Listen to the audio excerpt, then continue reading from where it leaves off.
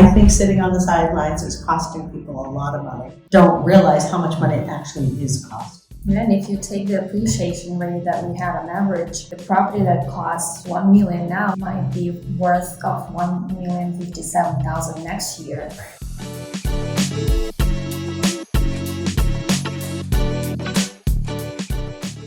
So when you focus on just that one number, you're kind of pigeonholing yourself into just painting your whole picture of what it would cost you to buy a new home just based off of that one number, which realistically, even if you don't have a mortgage anymore and your home is completely paid off, buy a newer home. It's going to be more efficient. Your utilities might be lower. Your roof is probably going to be of better quality. You're going to keep your heating in better, newer windows, just more efficient systems. And so, and like Jerry said, like that equity is going to offset that higher interest rate anyways, with who knows how much equity you have in your home depending on how much time you spent on it and how much money you're literally throwing out the window if you're living in an older home with less efficient systems. Yep. Correct.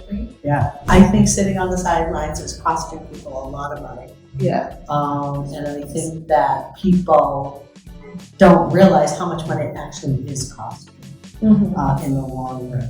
Because the appreciation of homes have always appreciated, so the value and the price is always going to continuously go up. And if you look at the mortgage rates, I mean, a year ago, they're less than, they're only like 0.002% higher this year than they were last year at the same time.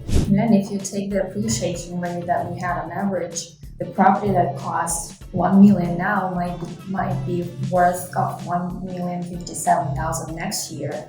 So you're putting more money down. Yes, your monthly payment might be a little bit higher within the first year, but if the rates do drop even 1%, you can always refinance, and then you don't have to compete at that time, right? Now you have a tremendous competition because the inventory, to be honest, hasn't been great anyways, even though all the stats shows it's higher. It's still not there. It's just very specific, very limited inventory. I'm the agent who's every day in the field looking for my buyers. I don't see the inventory really increasing. No. I don't want. We might see homes that are on busy streets, on a slope, driveway, in a bad rough shape. That's the inventory as well, but not what my buyers are looking for. Right. And therefore, we're continually doing like mailing, we continue doing phone calls, trying to find people who might be selling or thinking of selling in the near future to help our buyers.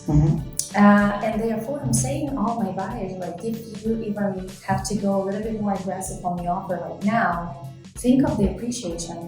Next year, this property, maybe within a few months, it already get to this point where you pay for it, but you get the asset, you get the property, which will appreciate. And then next year, when you're ready to refinance, you don't have to compete with all those buyers. You already have the asset. You can build the equity, you can do some work to it, you can make it to your liking, and enjoy to the fullest the property that you just bought. What someone once said to me years ago, nothing appreciates more or will make you more money than your home. Not the stock market, nothing. So what Christina just said is just so valid. If you're looking for a home and you're worried about the interest rates, I personally think, don't worry about the interest rate, worry about finding the home that you want to find.